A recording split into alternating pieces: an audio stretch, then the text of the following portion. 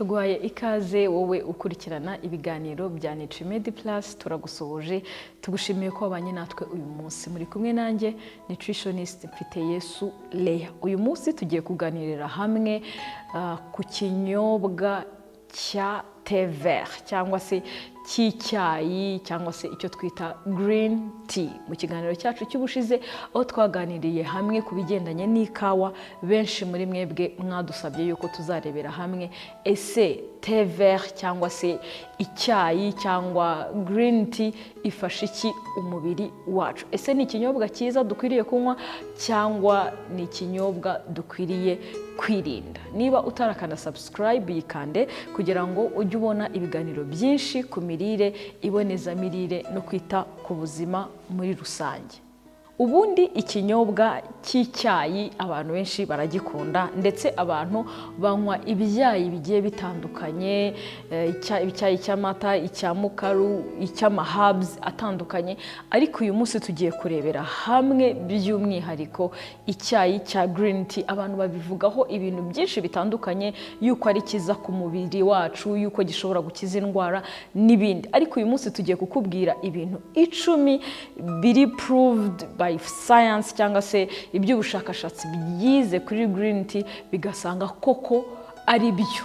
Noneho umenye uburyo icyo cyayi cya green tea gishobora gufasha umubiri wawe. Ikintu cya mbere nuko green tea cyangwa thé vert ifasha cyane kuko ifitemo ibyo twita antioxidants. Antioxidant nk'uko dukunda kubivuga mu biganiro byacu, ni ibintu bikura imyanda mu mubiri cyangwa se biburizamo izo twita free radicals. Ni utwanda tuba turi mu mubiri tuba dushobora gutera amakanseri atandukanye, gukora nabi k'umubiri n'ibindi. Rero green tea ikizemo cyane ibyo twita antioxidants zishobora gutuma umubiri wacu ukora neza, kuko ziburizamo utwo tuntu tutwanda twita free radicals. Free radicals iyo zibaye nyinshi ziba zishobora kugira uruhare mu kuba umuntu ashobora kurwara amakanseri, gukora nabi k'umubiri ndetse n'ibindi bishamikira mu gukora nabi k'umubiri. Ikintu cya kabiri green tea ishobora kugufasha nuko ifasha mu mikorere myiza y'ubwonko. Ibyo ngibyo biterwa na caffeine, ni ikinyabutabire kiboneka muri green tea, ndetse na amino acid bita L-theanine, bifasha cyane mu gutuma ubwonko bukora vuba. Ikindi bigatuma ubwonko bwibuka, ikindi bigashobora no gutuma ubwonko bugira quick reaction mu gihe habayeho ikintu gituma nyine ugomba gutekereza vuba, ukagira igisubizo ubwonko buguhereza. Rero caffeine ni amino acid bibamo bifasha mu gutuma ubwonko bukora vuba. Ikindi bigatuma ubwonko busa nk'ubukangutse, kandi ubwonko bukarespondinga vuba cyangwa se bugatanga igisubizo vuba mu gihe hari ikintu kigusaba yuko ubwonko butanga igisubizo vuba. Ikintu cya gatatu thé vert ishobora kugufasha nuko ishobora kugufasha mu gutwika ibinure. Ubushakashatsi bwerekana yuko kunywa iki cyayi cya thé vert gifasha cyane mu gutuma metabolisme yihuta, cyangwa se uburyo umubiri ukoramo, uburyo uruganda rw'umubiri rukoramo, aribyo twita metabolisme, bituma byihuta. Noneho green tea ikaba ifite uruhare mu gutuma umuntu ashobora kugabanya ibiro, ariko cyane bigendanye n'imirire myiza iboneye rusange ndetse n'imyitozo ngororamubiri. Ikintu cya kane thé vert ishobora kugufasha nuko ifasha mu kugira ubuzima bw'umutima bumeze neza. Ubushakashatsi bwerekana yuko ikoreshwa ry'iki cyayi rihoraho rishobora gufasha mu gutuma imitsi itemberwamo amaraso neza, cyangwa se ikaba ifite flexibility ku buryo amaraso atemberamo neza. Ikindi yuko ikoreshwa ry'iki cyayi rishobora gutuma cholesterol mbi cyangwa se urugimbu, ubwoko bw'ibinyamavuta bibi bifunga imitsi, ibyo twita LDL cholesterol zishobora kugabanuka. Ikindi bikafasha rero mu gutuma ubuzima bw'umutima bumera neza, bikarinda stroke, bikarinda ndetse n'umuvuduko ukabije w'amaraso. Ibyo byagaragaye ku bantu bakoresha thé vert mu buryo buhoraho. Ikintu cya gatanu thé vert ishobora gufasha nuko ishobora kugufasha mu kurinda amakanseri atandukanye. Nkuko twabibonye, thé vert ikizemo cyane cyane antioxidants zifasha mu gukura utwanda mu mubiri cyangwa se ibyo twita free radicals. Ikindi muri uko kubikuramo, ubushakashatsi bwerekanye yuko ishobora cyane gufasha mu kurinda kanseri, cyane cyane kanseri y'amabere, kanseri ya prostate ndetse na kanseri zifata amara, cyane cyane muri uru rwungano ngogozi rwacu amakanseri ashobora gufatamo, nayo thé vert irayifasha cyane cyane bitewe na antioxidant bita catechin irimo, ishobora kugufasha cyane mu kurinda izo kanseri zitandukanye.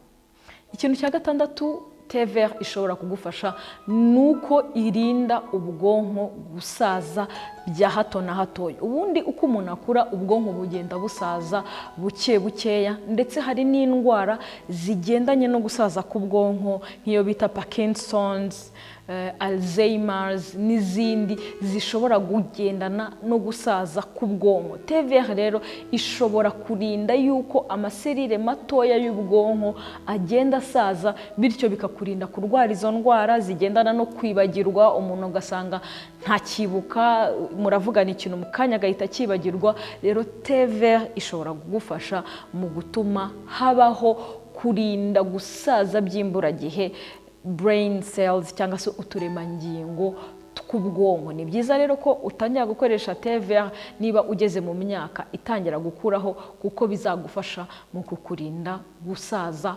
k'ubwonko. Ikintu cya karindwi thé vert igufasha nuko ifasha mu kuringaniza isukari mu maraso, ndetse igashobora no kugufasha mu kukurinda kugira ibyago byo kurwara ubwoko bwa kabiri bwa diabete, kubera ko thé vert ishobora gufasha cyane mu gutuma umubiri wacu wumva umusemburo bita insuline. Insuline ikaba ariyo ifasha mu kuringaniza isukari. Rero thé vert ifasha cyane mu kongera icyo twita insulin sensitivity, uburyo umubiri wacu nyine wumvamo uwo musemburo, bityo bigatuma umubiri uringaniza isukari mu maraso, bityo ikaba yafasha ndetse no kurinda umuntu kurwara ubu burwayi. Ikindi ikaba yafasha cyane n'umuntu ufite ubu burwayi bwa diabete, kuko nayo ishobora gutuma umubiri we wongera gutangira kumva ya insuline, kuko uburwayi bwa kabiri bwa diabete cyangwa se type 2 diabetes igihe kinini biterwa no kuba umuntu afite uyu musemburo wa insuline, ariko umubiri utabasha kumva neza cyangwa se gukora ibyo uwo musemburo uwusaba. Rero thé vert ifasha cyane mu gutuma noneho wa musemburo umubiri ushobora gutangira kuwumva, bityo bigatuma isukari ibiringaniye mu maraso. Ikintu cya munani green tea ishobora kugufasha nuko ituma ugira ubuzima bwiza bwo mu kanwa, kubera yuko antioxidants ziba muri green tea zishobora gutuma bakteri zidakura cyane mu kanwa mu gihe umuntu ari kuyinywa, bityo uko bakteri mbi zikurira mu kanwa ni nako ziba zishobora kwangiza amenyo. Ikindi zigashobora no gutera impumuro mbi mu kanwa. Abantu rero banywa thé vert ihagije bishobora gutuma batagira impumuro mbi mu kanwa, ndetse bagatuma batagira ibibazo by'amenyo. Ubundi ibibazo by'amenyo biri kugenda bifata intera kubera isuku nkeya, ugasanga abantu bafite ibibazo byimbitse byo mu kanwa, amenyo aracukuka, agira biriya bintu bifataho by'umweru n'ibindi. Rero ikoreshwa rya thé vert ni ryiza, kuko naryo rishobora gutuma wirinda uburwayi bw'indwara zo mu kanwa. ikintu cya cyenda TVR igufasha nuko ibyimbura, ifitemo ibituma habaho anti-inflammation, kuko indwara nyinshi harimo nk'izo twita za rubagimpande cyangwa arthrose nyinshi ziterwa no kubyimbirwa hagati mu ngingo, cyangwa se n'ubundi burwayi bushobora kuririra kuri inflammation. Rero green tea ikizemo ntuza zishobora gutuma hatabaho kubyimbirwa ko mu ma joints cyangwa se n'indwara zigendanye no kubyimbirwa, harimo nko kubabara mu ngingo, kubabara mu mavi n'ibindi bishobora kugendana n'ama inflammation. Ikintu cya 10 ari nacyo cya nyuma TVR izagufasha nuko ishobora kugufasha mu gutuma ugira uruhu rwiza, kubera kwa kuntu ifitemo ibintu bya anti-inflammatory effect, ikindi ikaba ifitemo antioxidants, bya bindi bibyimbura n'ibirinda free radicals, byose bifatanyiriza hamwe mu gutuma uruhu rwacu rumererwa neza. Ikindi kandi bigafasha cyane mu gutuma uruhu rutangizwa na ultraviolet cyangwa se iyi mirasire y'izuba ishobora kwangiza uruhu. Bityo rero gukoresha TVR bishobora kugufasha mu gutuma ugira uruhu rwiza kandi izuba ntiribashe kwica cyangwa se no kwangiza uruhu rwawe. TVR rero uburyo abantu bayikoresha, tuyikoresha mu buryo butandukanye. Kuyinywamo nk'icyayi, ushobora kuyinywa ishyushye, ushobora kuyinywa yahoze, ushobora ndetse no kuyishyiramo na lemon nk'akadimu, ugashyiramo n'ibindi bitandukanye, bityo ukanywa TVR yawe ukabonamo intungamubiri nyinshi zitandukanye. Rero ni ikinyobwa cyiza ushobora gukoresha, ariko ukwiriye kwitondera kuyinywa mu masaha ya nimugoroba, kubera ko ikizemo kafeyine, kandi kafeyine ikaba ishobora gutuma udasinzira. Ku bantu bamwe na bamwe iyo banyweye TVR bashobora kumva badasinzira neza iyo bayinyweye nimugoroba. Ni byiza ko niba ukoresha TVR wayikoresha mu masaha ya kare kugira ngo itaza kukubuza gusinzira. Ikindi twavuga nuko kugira ngo ubone izi health benefits ziva muri TVR, ni byiza yuko ubivanga no kurya neza no kunywa neza muri rusange, kugira ngo izi ntungamubiri wakuramo zitagira cyangwa se zitatezwa ibibazo n'indi mirire mibi wagiye wongeraho. Ibi bintu tuba twavuze ntago TVR yonyine ibihagije mu gutuma wenda ugira ubuzima bwiza bw'umutima, ahubwo haba hakwiriye kwiyongeraho n'imirire myiza muri rusange mu buzima bwawe bwa buri munsi. Niba ukeneye ubufasha bw'umwihariko, wadusanga aho dukorera Kimironko hafi ya Simba kuri Nutrition Cabinet bita Nutrimed Plus,